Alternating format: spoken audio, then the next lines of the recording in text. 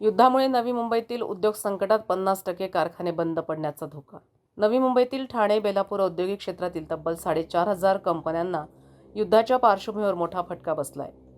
आयात निर्यात ठप्प असून कच्च्या मालाच्या वाढत्या किमतीमुळे पुढील आठवड्यात या क्षेत्रातील 50% कारखाने बंद पडण्याची भीती व्यक्त केली जाते. नाही येणार तर कॉन्ट्रॅक्ट वर्कर्स सगळेच घरी बसणार.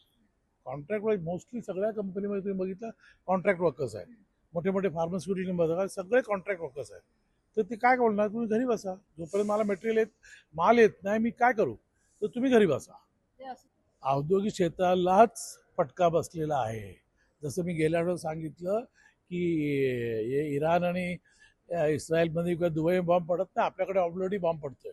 कारण आपल्याला इंडस्ट्रीवर मोठा परिणाम झालेला आहे, म्हणजे नेगेटिव्ह झालेला आहे आम्ही लोक. कारण मटेरियलचे भाव वाढले, गॅस मिळत नाही आणि बाकी जे पण फॅब्रिकेशनचे जसे कटिंग व्हील आहे, ग्राइंडिंग व्हील आहे, जेवढे आहे प्लास्टिकचे आयटम्स आहे, सगळे महाग झालेले आहेत.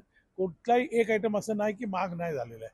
आज तुम्ही पण घर चालवता, तुम्ही जाऊन बघा काय भाव नाही वाढले. सगळ्या वस्तूला याच्यावर परिणाम झालेला आहे. आणि जे जे इम्पोर्ट आयटम्स आहेत त्याच्यावर तर जास्त परिणाम झालेला आहे. कारण शिप कमी येत आहे, कंटेनरचे भाव वाढलेले आहेत. त्यामुळे कोणच माल आता घेणार नाही आणि फार्मास्युटिकल इंडस्ट्री भरपूर सफर होणार आहे याच्यात. 100% जेव्हा मटेरियल नसेल माझ्याकडे मॅन्युफॅक्चर करायला, तर मी काय करून बसून ठेवू. आता तुम्ही बघता कसं बसून ठेवलेलं आहे, कामं नाहीये. यामुळे नवी मुंबईतील 10 लाख कामगारांना उपासमारीचा धोका निर्माण होऊ शकतो, असा इशारा स्मॉल स्केल इंडस्ट्री असोसिएशननं दिला आहे.